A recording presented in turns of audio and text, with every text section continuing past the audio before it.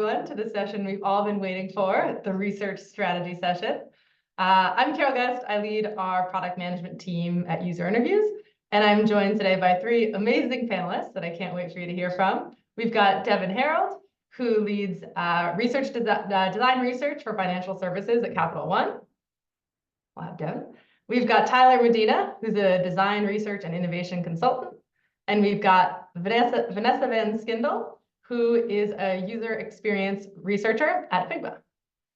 So mostly you're going to hear from these great panelists today, but I wanted to just set the stage a little bit, which is we're going to be talking about a topic very top of mind to everyone here in the room, which is how to build a research strategy.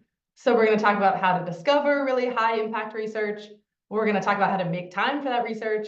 And then we're going to talk about how to showcase your impact. So lots of juicy topics to get into. Really excited to hear from this panel today. We will have time for Q&A at the end, so be sure to drop any questions you have there in the Q&A. I'll also, if there are questions that feel relevant right as we're in the conversation, I'll be sure to bring those up as well. So with that, let's just start right off. So the research community has been talking a lot about high impact research. And so let's start off by thinking about how to discover what is most valuable or relevant to the business. So imagine that we're, either refreshing our research strategy, maybe we're new at a company. How do we go about finding out that what research is sort of high impact or top of mind in the business? So let me start with Vanessa. I know you mentioned that you had sort of an interesting way that you thought about your organization and how to find high impact research. Sure. Thanks, Carol. When I first joined Figma 4 years ago, one of the first things that I did was I was pretty bold, and I went ahead and set up a meeting with our VP of product, and I interviewed him about the types of reports and insights that he regularly references and goes back to, and what I was trying to understand is hey, at this organization, what types of research really stick here? What are the things that are really continuing to guide his strategy and form his thinking? And what I found was that a lot of it was about durable insights. So things like user journeys, personas, different types of charts, anything that could really ground him in end user needs. And for me, that was just a huge moment where I realized hey, I can do this. And I knew from the get-go that I was going to need to create more of those. And I've been using that strategy, peppered into my work ever since. And I think, another thing that's come up for me is that I just really want to drive home for researchers is pay attention during all hands, pay attention to those during those big meetings where strategic finance comes up and talks about the business, financial goals, business metrics. Memorize those, and talk to your manager about how to use those, and how to leverage them and how they connect to your own work, and then continue to use those terms to really connect. So I think that's what I would say about this topic. I love these ideas, this concept of how do you research the business, Vanessa applying those research skills directly and talking to a senior stakeholder. Tyler, you had a similar take on a way that how you went about understanding priorities at your company. Yeah, so there's a couple things we would ask ourselves. One, adjacent to what Vanessa was mentioning, is where is information stored about the organization? So one of the things our research team would do is we would try to apply our research skills internally. And so number one, identifying where that information is stored, but then also where does information flow?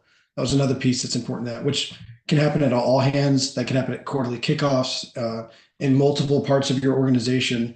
If you do any type of yearly kickoff or any type of product roadmap, any time of those releases, we would go to those, someone from our team would be deployed there to go hear what these leaders cared about, hear what the business cared about. And then ultimately we would use those kind of ideas that would be shared or those metrics that would be shared, and we would let that influence. It wouldn't always frame our research, but it would influence the questions we think we should be asking that would impact the research frames that we would create.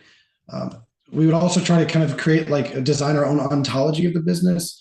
So thinking about who are the key players, where are the new hires coming from, what new teams are spinning up in the organizations, In the same way that if you're new to an organization, you can play like the dumb card, right? Like, oh, I'm the new here. I don't know everything. Like that's always a great tactic. But you can also take that up for a new part of the organization because they're going to be more open to asking questions or being influenced to ask better questions. And whenever you're able to help a team ask better questions, that's the seed for some great and impactful research. I just Devin, want to anything add that? to that. Yes, thank you, Carol. I really love the idea of working with your partners and understanding what does success look like to them, and then working backwards from there in order to make sure that the research that you do is helping to elevate what they find to be successful and where they're going in the business. One of the ways in which we've seen success in doing that across my teams is not to just ask what research people need, because they may not always know. They're not the experts in research. You are. Ask them what they're focused on, what their goals are for this year, what the roadmap is, and make sure that you understand the underlying business priorities that surround you, where you sit in the business, and make sure that you have powerful conversations about aligning to those things. So instead of asking what research they need, ask what they're focused on and what's top of mind, maybe even what's keeping them up at night, because that can help to identify opportunity areas where you might recommend a research approach to support them. Yeah, I want to piggyback on that too, Devin. Like we would kind of set up these stakeholder interviews. There were 15 minutes, right? So depending on how high up in that organization you're going, it would be really difficult for people to deny 15 minutes, right? And so they may not want to go to the full 30. So if you want to throw something crazy like a 17-minute meeting just to capture their attention and share those kind of questions that you would ask, and we always would follow up with, and most of you probably do this here too, who else should I be talking to? And whenever that person would share that next person to talk to, what you're slowly doing is planting the seeds for that research to actually, hopefully the insights to be used, right?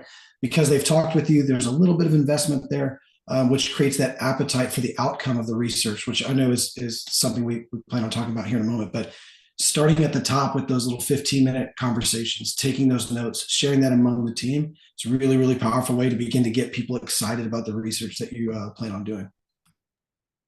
I'm going to riff on that. What keeps you up at night? Because I'm recalling a workshop that I did not too long ago, where that was actually the question that we asked the entire team, and we did this during an offsite. Like, it was just kind of a little activity that I wove in, and I was like, I just want to know from this team, like, what are the things that they're thinking about that maybe they don't know it's a research question, maybe they don't know that it's something that I can help them answer.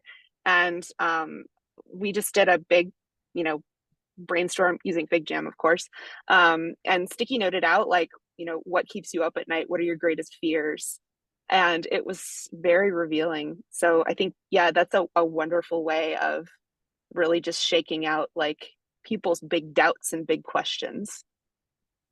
And it's easy too. It's like such an easy sort of icebreaker, like offsite type question too. So we've got a theme here on asking, really using a research process, right? Asking research questions about what keeps people up at night, paying attention at all hands, seeing what sort of like where the gravity is and what matters to the business. I know several of you also mentioned as we were sort of chatting earlier, understanding influence. So how do you figure out what, in addition to sort of hearing the business priorities, how do you understand who has leverage and who to align yourself with? I know several of you had takes on this. Vanessa, you wanna kick this off? Sure. Yeah. So like following my thread on it, like researching the organization. I think, as researchers, we have the skills to do this. So research your organization. One of those things is just pay attention to who's speaking, like who gets invited to meetings. Another thing is pay attention to which teams are getting staffing. Like, are you noticing, a ratio of 3 data scientists to 1 researcher? Interesting. Maybe that's a team that you should hitch your wagon to. At Figma, data science is one of those powerhouses that we pair with, and I think we're seeing a lot more movement in that area as far as planning research together, reporting, working through questions together. And so, yeah, I think just figuring out where where staffing is coming from, where budget is going, and who's talking, who's getting invited to stuff. Like, sniff it out. There's a lot to learn just by observing that. Any other thoughts on understanding influence in the organization? I wanted to just add to what Vanessa mentioned. It sounds like something we talk a lot about, but not something we practice enough. And that's like just basic stakeholder mapping. Like if you're working on a new project, working on a new initiative, or trying to better understand your networks and the power dynamics within your networks, just start by jotting them down. Just get a bunch of sticky notes out or a Figma board or a Lucid board, and just get out there with your ideas around who is in your inner circle, who's in your sphere of influence, and then identify your network's network. Who influences them, or who do they influence? And what are the power dynamics with regards to the organization that you sit in? Even doing that intentionally on projects that you work on, and proactively identifying the types of forums that you want to be in, the communications that you want to drive coming out of the research work that you do, help to ensure your impact. And if you're not familiar with like that senior vice president of product, but you really know a member of their team very well, then leverage that partnership to kind of co-own that conversation, have them make an introduction, so that way you become a part of that network. So that way you're introduced into their inner circle of influence, and you start to build that relationship over time. So leverage your network's network, as I like to say, leverage your partnerships to help co-own conversations to get you in the door and to have some solid influence.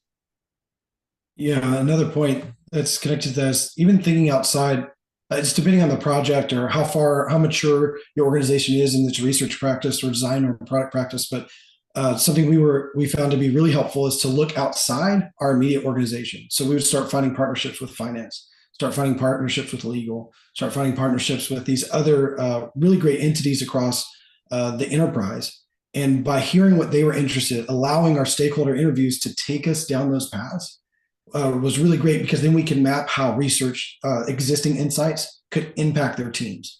So, it's one email with, these nuggets, these atomic insights, these design implications, and we could fire it off to those teams and create value for them in a really, really easy way, simply because we spent time to, again, create the stakeholder maps or, the ontology of the business and try to provide that value that way. It's really, really great when you can get more outsized ROI out of existing insights. And that was one of the ways that we would do that. So we're talking about how to find, important high impact research area. We talked about making sure you understand who has influence, what their priorities are, what matters to the business, right? Are there specific methods that we think have more impact, less impact? Devin, I know you have a take on this. I'd love to kick it over to you. Yeah, so I know that there is a lot of discussion in the industry around what researchers should be spending their time on relative to a world in which we've democratized research. And I think a lot of us would likely agree that that's foundational or generative work or something that helps to tie to strategy. However, if you're a design lead or a product lead, you want your work to matter too. You want your work to be high impact and tied to strategy also. So why should we tie that only to ourselves? Or if we have design leads that we work with that have a very specialty skill set or maybe a background in research, why would we hold them back from doing generative or foundational research alongside us? I think that actually is an Achilles heel for us as an industry, that we focus so much on methods that we want to safeguard versus those who want to give away, versus focusing on what does impact really mean? It's driving results in the business. You're either increasing revenue or decreasing cost or increasing something else that measures and is monitored by the business. That's what matters. The method matters a little less. So I would recommend to teams who are looking to drive more impact with their work and identify what that looks like, to not get caught up in the method discussion, and to instead say, hey, this is a quick turn usability test, but it's going straight to the CEO.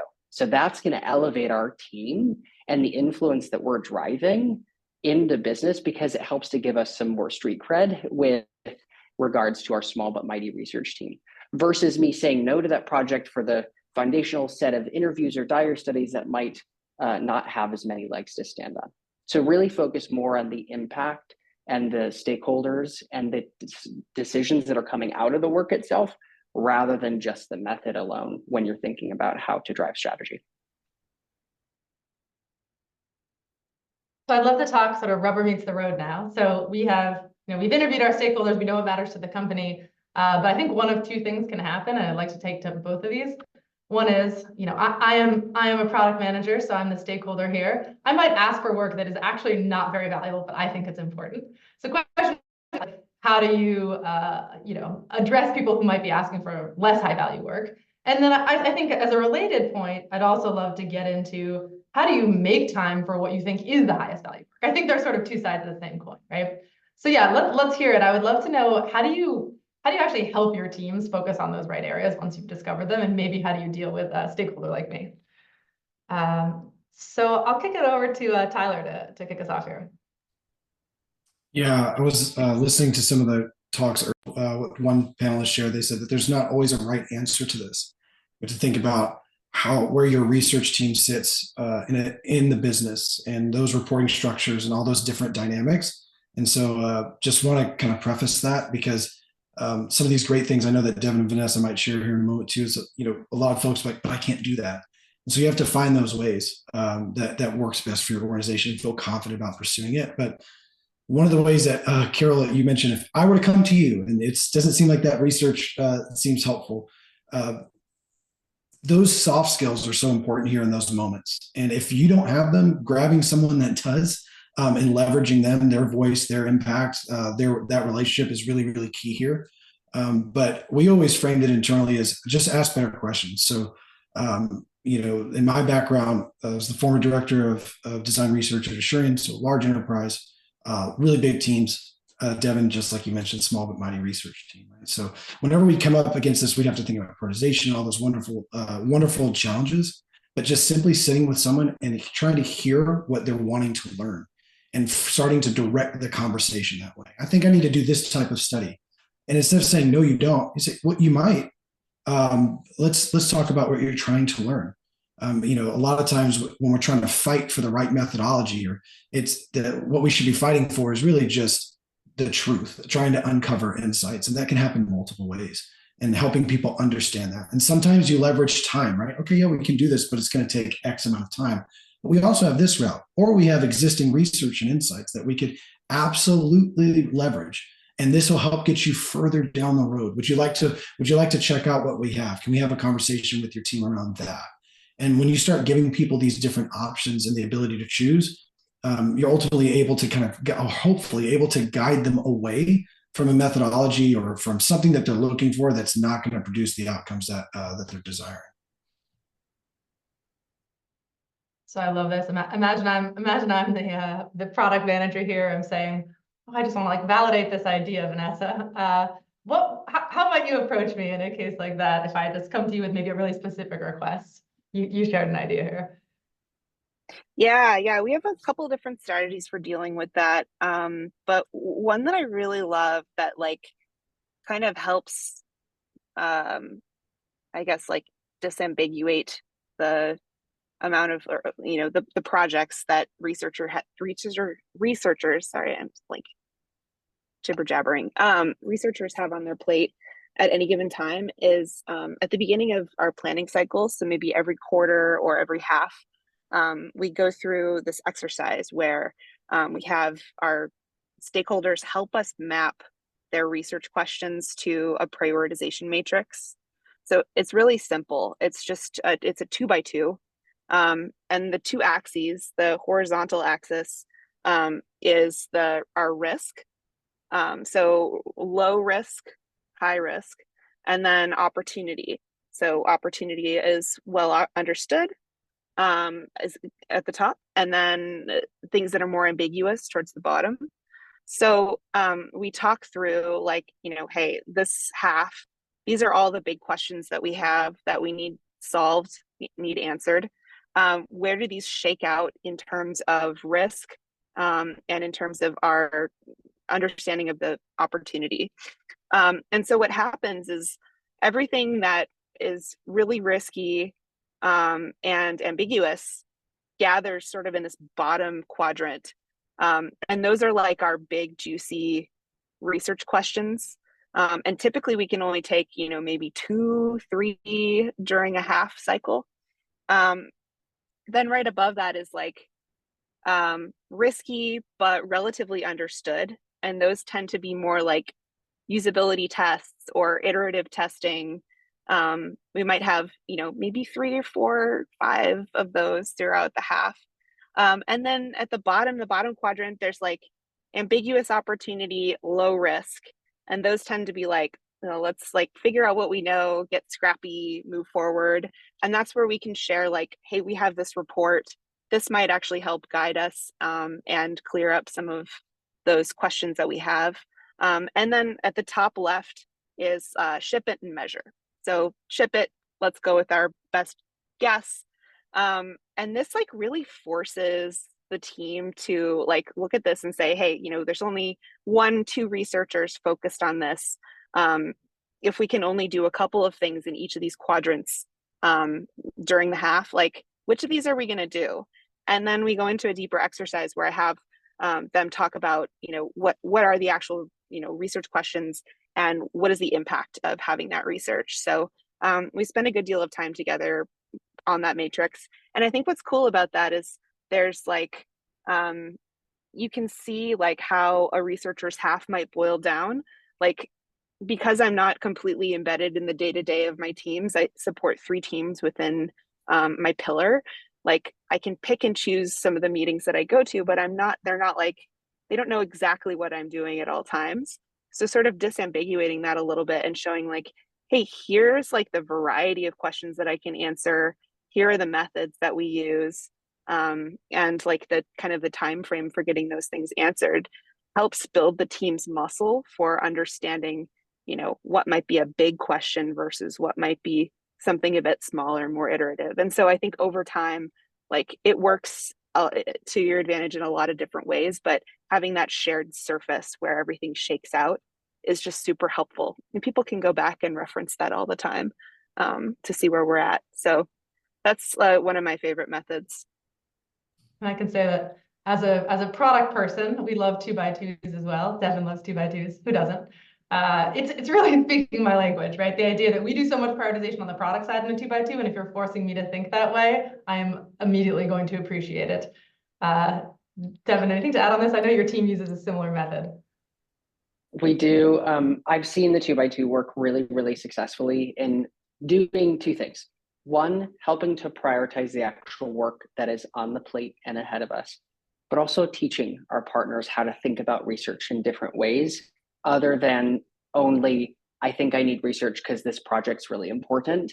It's like, okay, I hope all the things that we work on are really important to the business. And out of those things, what's the flavor of research that we need to be thinking about? Because to Vanessa's point, using a prioritization matrix like this allows you to say, I actually already know a lot about that problem area. Let's just generate a bunch of hypotheses, go do some A/B testing and get it out there in the marketplace to see how customers react, because we already feel confident in where we're going versus where we need to do more discovery. And again, it helps to just shift our team's mindsets over time.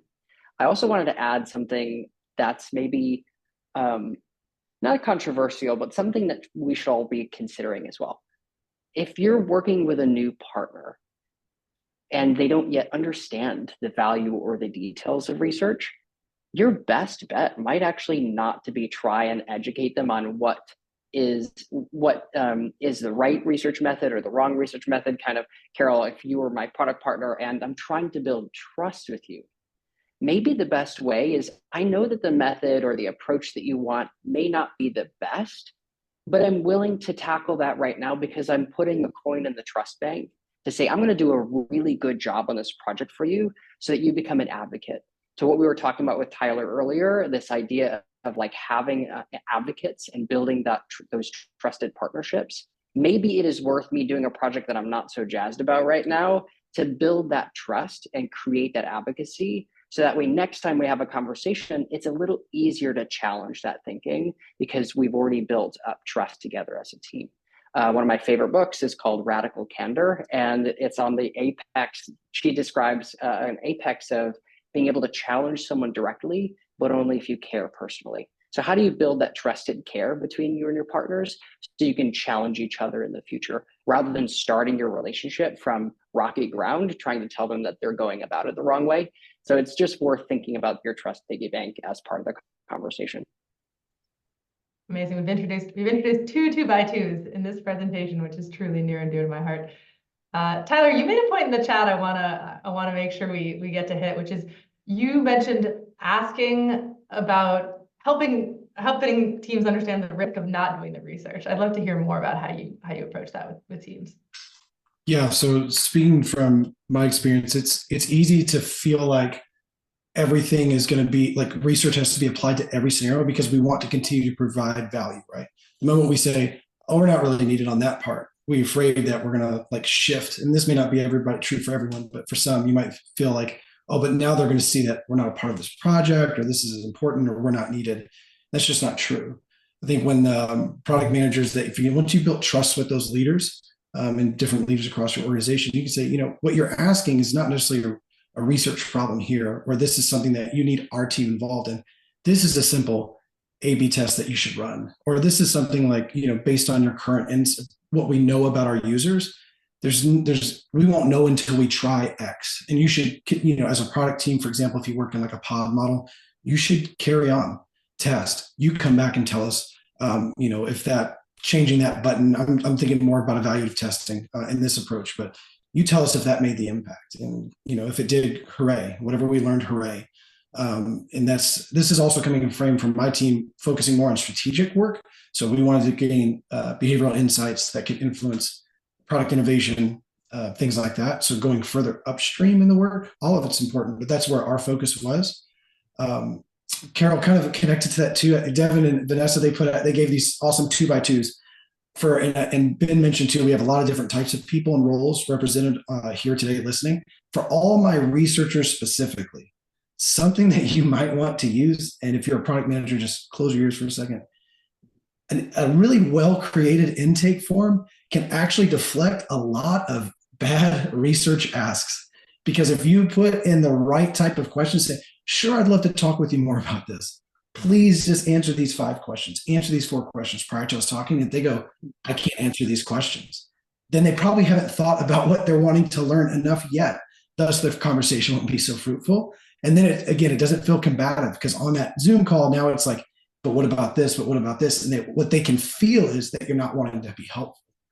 But what you want to do is you want that to set that conversation up to be fruitful. And again, I know this isn't true for all, but true for some. And that might be a tactic that you use to kind of get a better conversation on the books, or deflect something that, they're not really ready for research yet.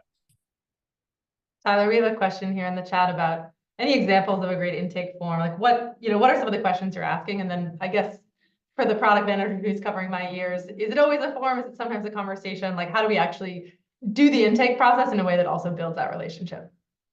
Yeah, that's a great question. I think the biggest impact on whether it's a conversation versus a form versus a couple of Slack questions, that kind of stuff, really depends on what you're up against. So our team, we have about 8 folks, and we're trying to impact and help over 250 people. And so at that point, they're used to forms. It was more comfortable that way. If I'm going in a Slack, again, this is just our experience, so please apply it to what makes sense for you all on the call. But we would send those in actual form, because if it was in Slack, we were going to get points that probably weren't well thought through. They're going to be very quick, and we wanted people to take a moment and sit with the thing they were wanting to learn. And so that was really helpful for us to actually create the form. We also had a culture of sending forms, so it wasn't something that people didn't receive well. They actually appreciated that, because then they could set some time aside to go do that. A couple of questions that you can consider, and then Vanessa, Devin, I know that you all are doing this as well, so please add into that. I'll just start off here. One of the questions we asked: what are you wanting to learn and why? It doesn't have to be that difficult. And the fun part is when people have to stop and really put words to that. And again, it's not just talking; they have to type it out. It's really, really powerful, because they have to think through what are the business objectives that this test could tie to. What KPIs and metrics are you trying to move? And when we put it back in their court to help tie it into something, now look, if we go with this project, our insights can be tied to outcomes. One of my favorite questions to ask on an intake form is, what would happen as a result if we did not do this research? And I think that's like pretty telling for like the level of impact that the research can have, but also like the riskiness of the project at hand. So yeah, I think it's like understanding the impact of not having the research and just like force your stakeholder to think about that.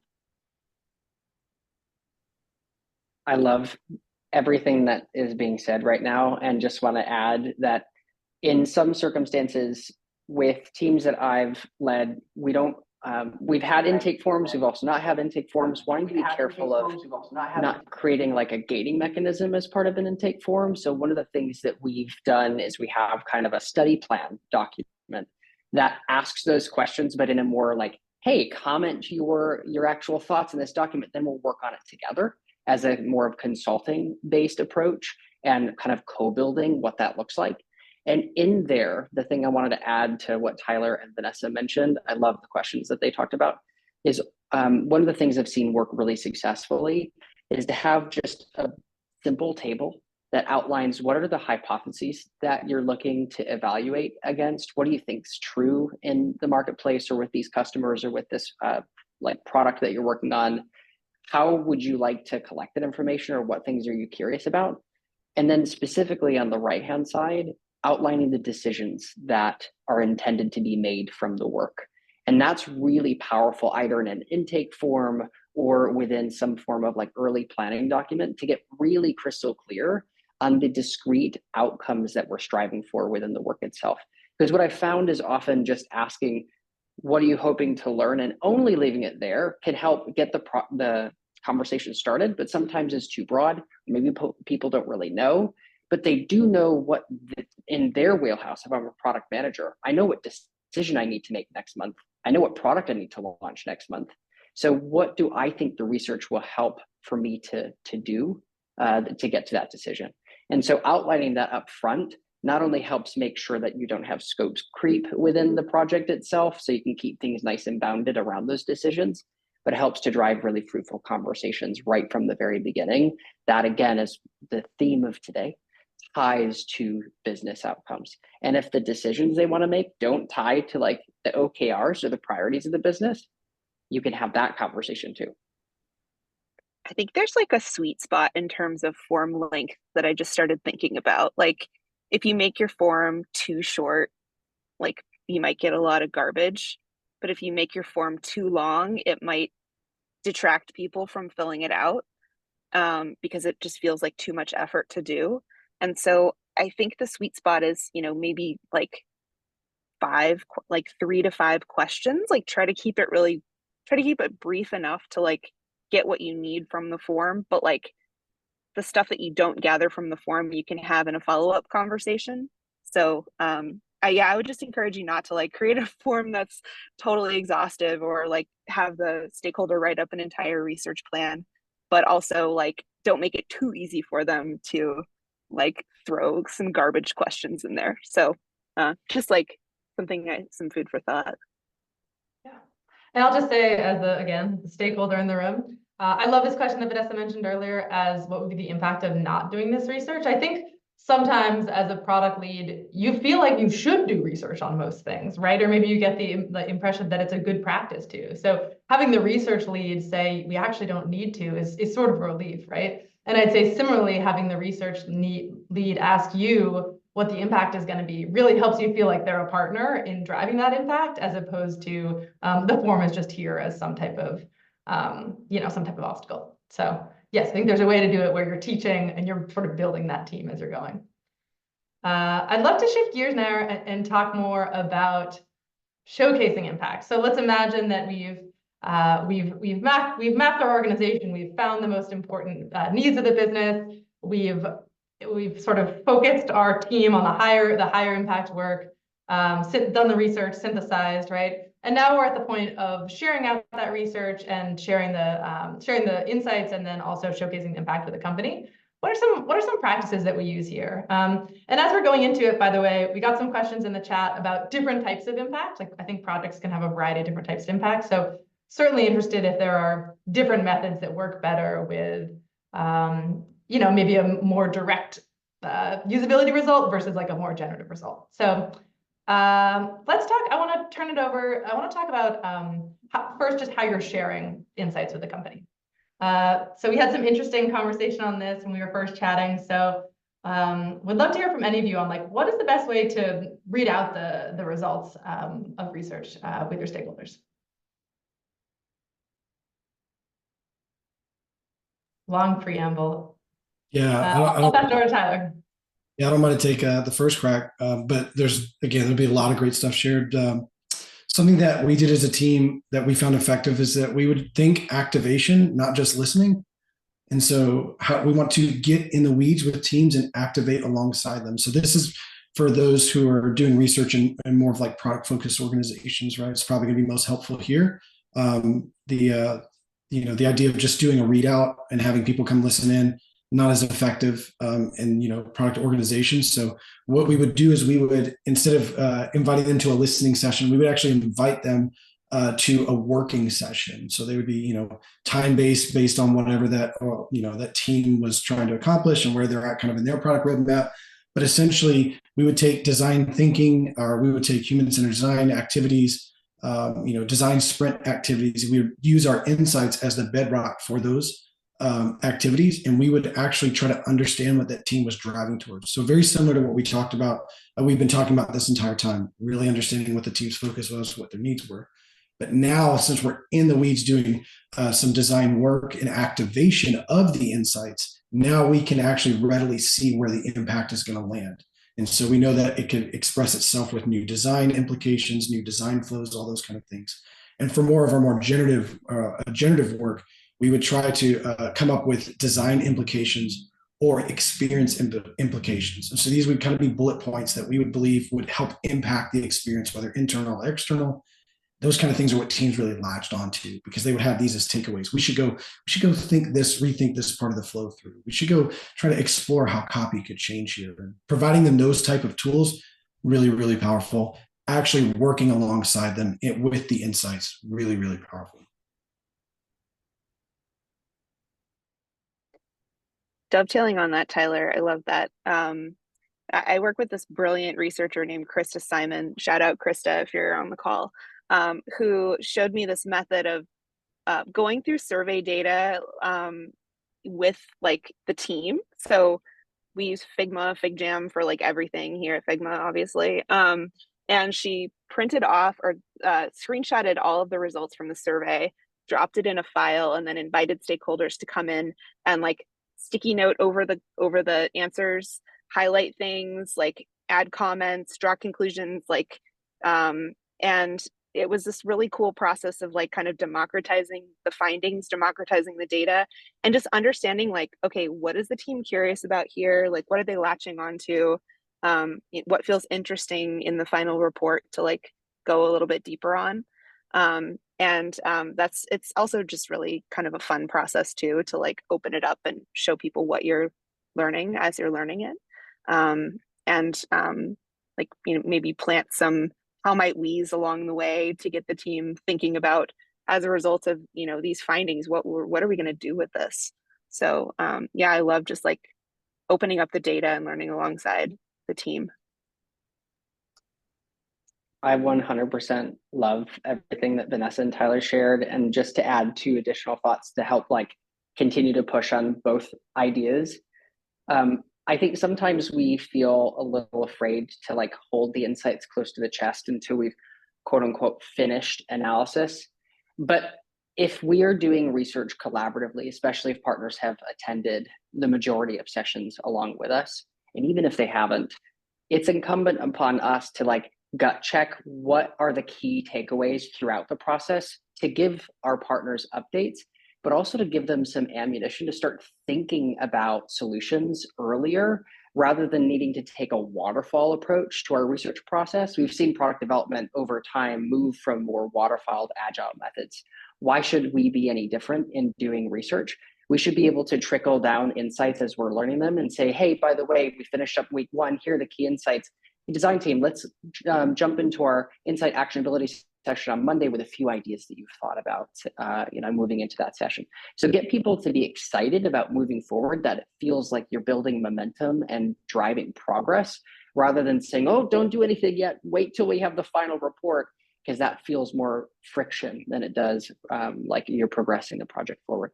And that doesn't do us favors long-term for the perception of our craft, right? So continue to think about it in a nimble way like that. The second thing I'll say is, in those sessions, when you're talking about insight actionability, a framework that I've heard, and I don't remember where I heard it, so if someone knows a link to somewhere that the original person said it, please post it. But a framework of saying, what, so what, now what? What is it that we learned? So what? What does it mean? Why is it important? Now what? Now let's talk about next steps and drive action from here to move this project forward and to get this product initiative over the finish line. So that's a good way to structure the framework in one singular session to take into action.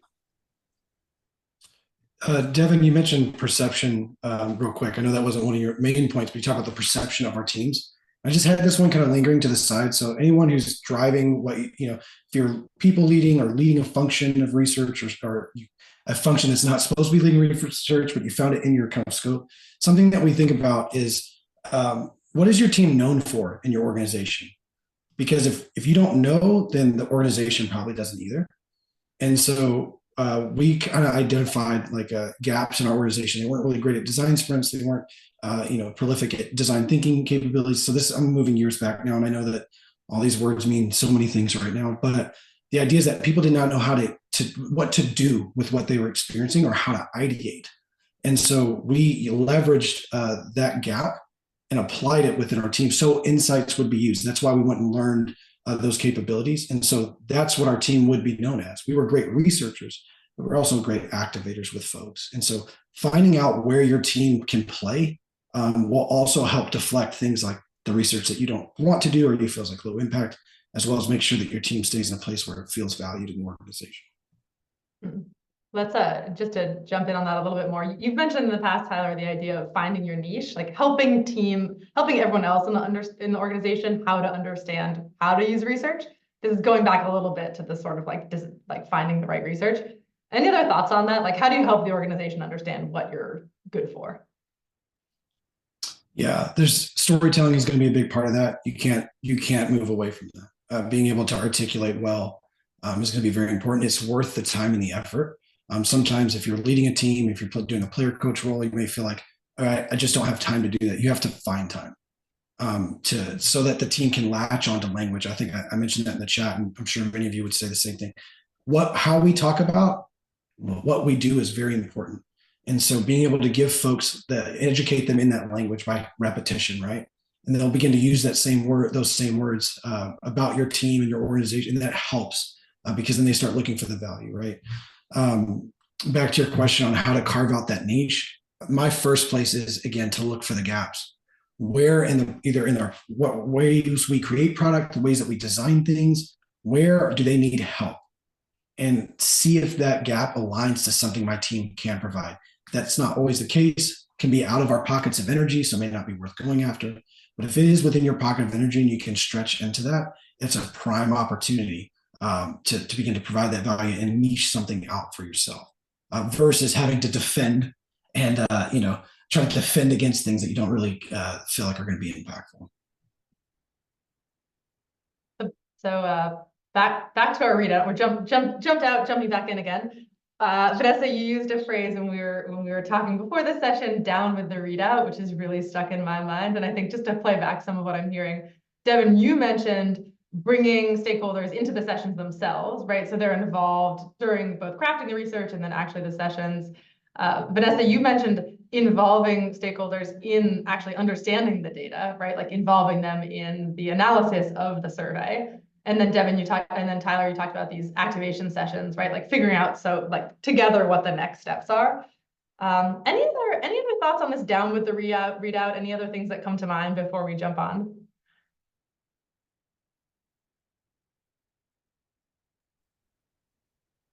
I don't know. I think just like the idea of a readout feels like a lot of like pressure on one person, like the researcher, to like deliver this speech, like this impactful speech.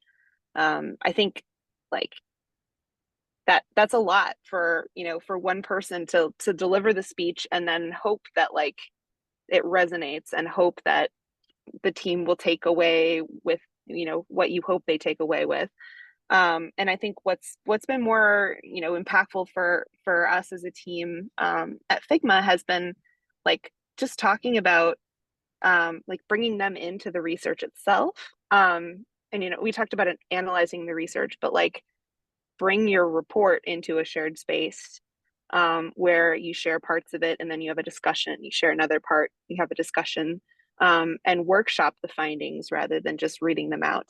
And I've become biased about this because I work on FigJam. So again, I use it for just about everything, but I create my slides, or my readout slides in FigJam.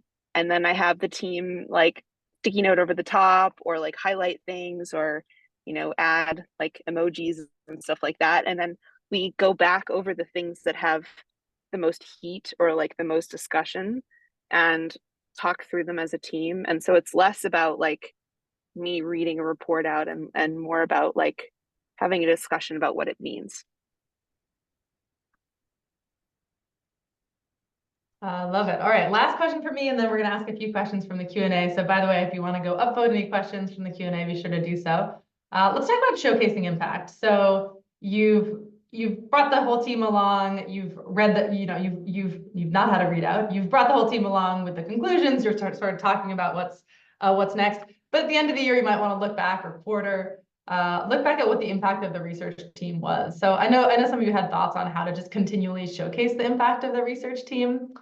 Anyone want to jump in with what they do?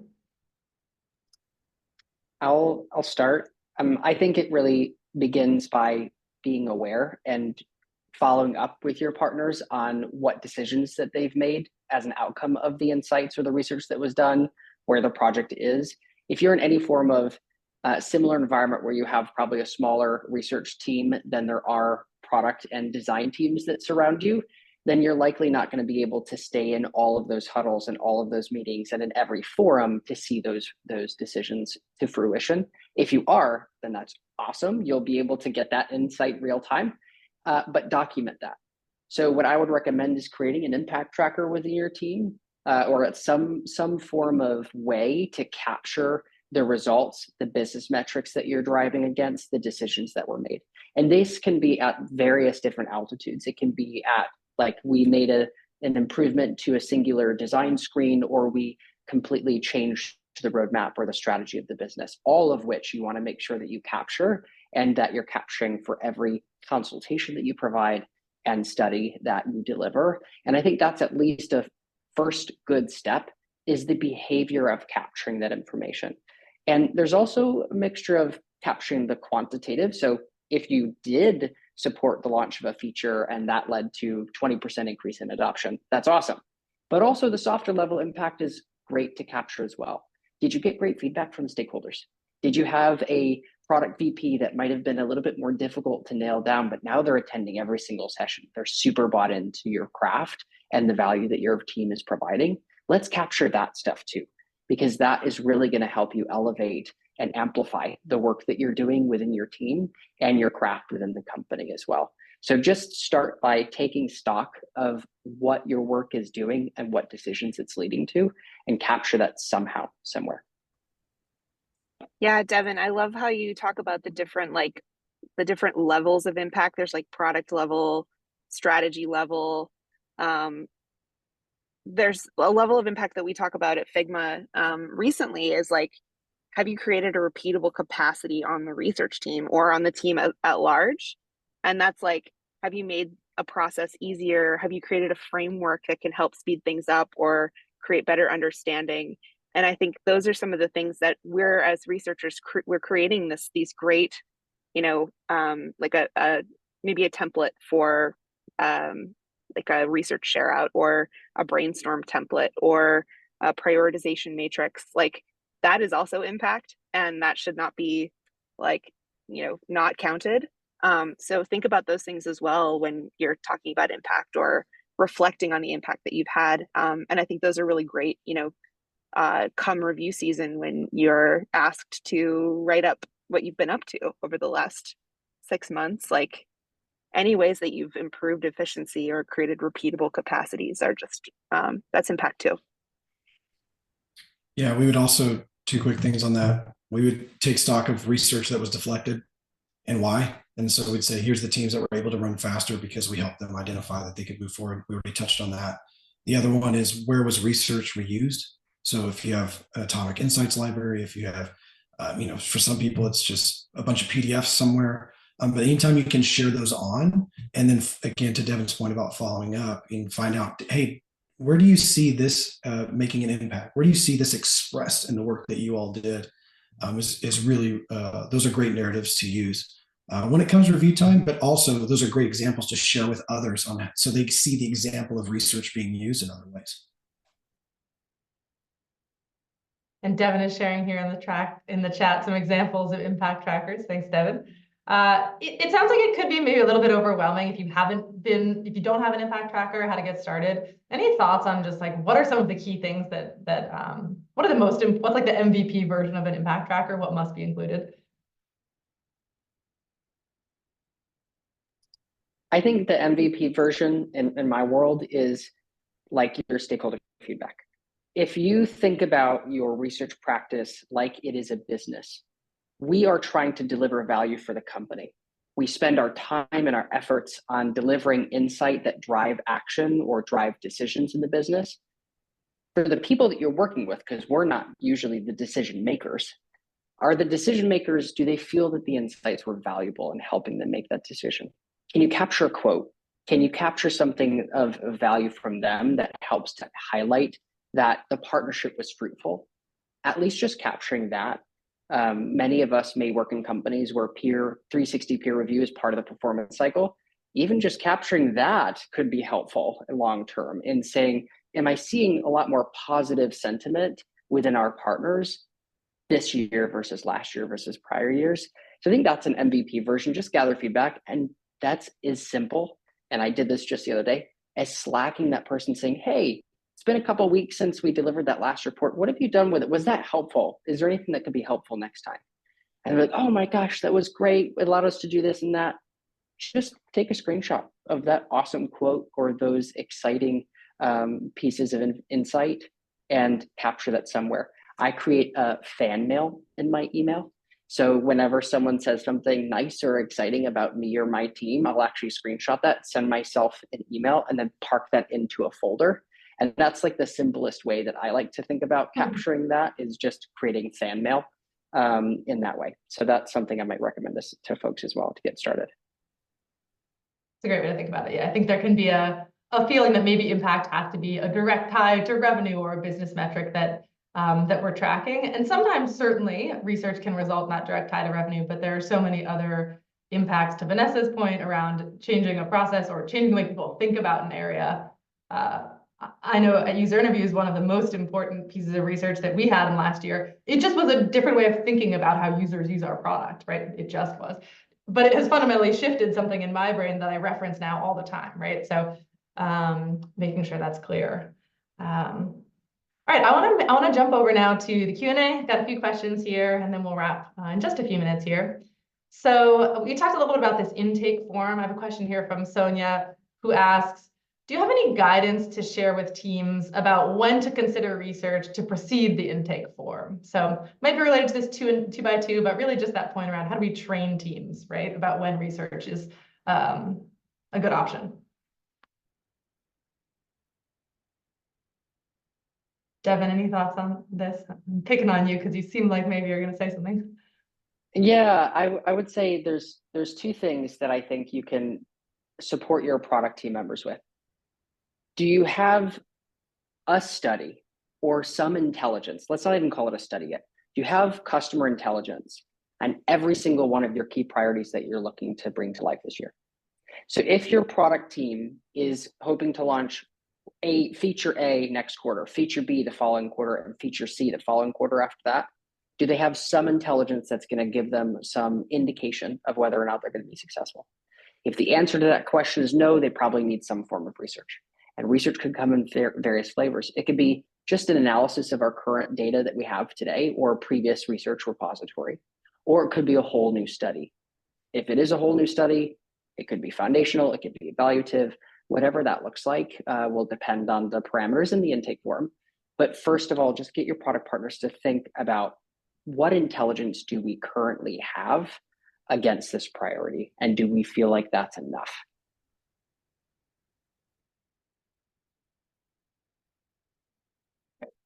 Yeah, I think to your point and to Vanessa's point about the 2x2, I think sometimes as a stakeholder, just even understanding what is the area of risk or unknown. Sometimes I think, oh, I have to think of it's going to be a usability study, right? That's what we have to do in order to be successful, right? And just taking me back to the level of what's the unknown is a great place to start.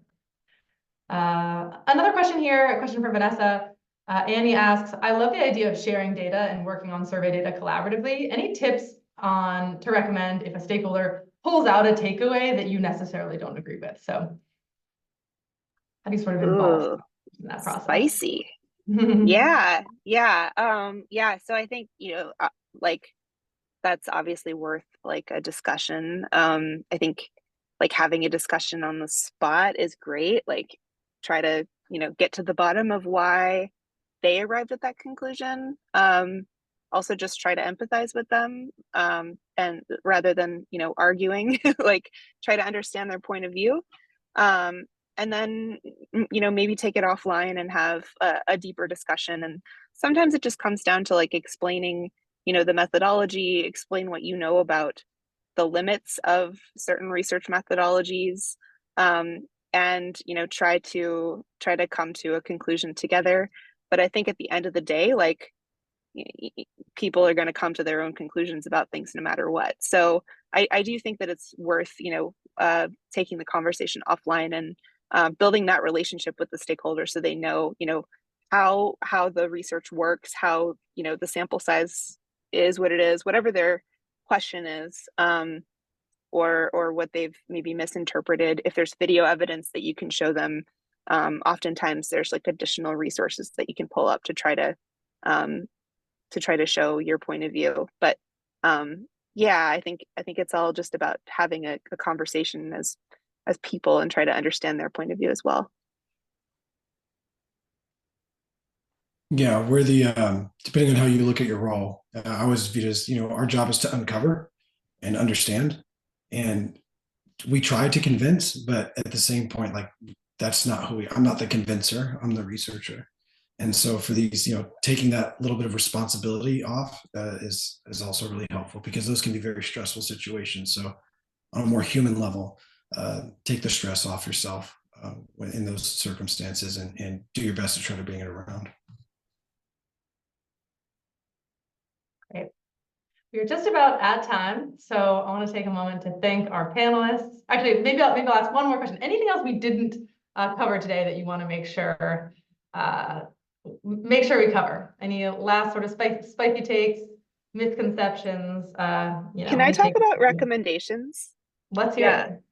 Yeah, I feel like this was a spicy take, but like we as researchers are sometimes dissuaded from like giving a recommendation, but I think oftentimes what our stakeholders want is a recommendation, and I think that we are well armed to provide great product and design recommendations, but also not just about that, but about like marketing, about positioning, about all of the different aspects that come into the business. And I think like I would say like don't shy away from giving a recommendation if you have one, and like voice your recommendations, because oftentimes you are coming from a place of knowledge and maybe even more knowledge than your leadership team. So oftentimes, yes. So you have all the data, like speak up and give your recommendation. Yeah, Vanessa, I love that. Like one of the ways we had a project where we helped redesign an entire store experience. And so that was the physical space and the flow of the space, as well as the customer experience. So what were those principles supposed to be like for those who were serving the customers, or there were the technicians in that location?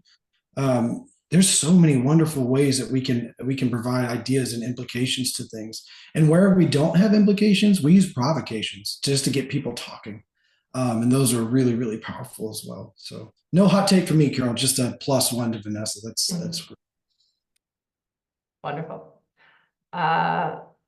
So great hearing from our whole panel today. Thank you all. As everyone's saying in the chat, really insightful. Love hearing the ways that you're finding the best research and then bringing your stakeholders along the whole way, all the way through getting them involved in the insights and making that recommendation on what to do next. So thank you so much, Devin, Vanessa, and Tyler for joining us, and appreciate everyone for listening and asking such great questions.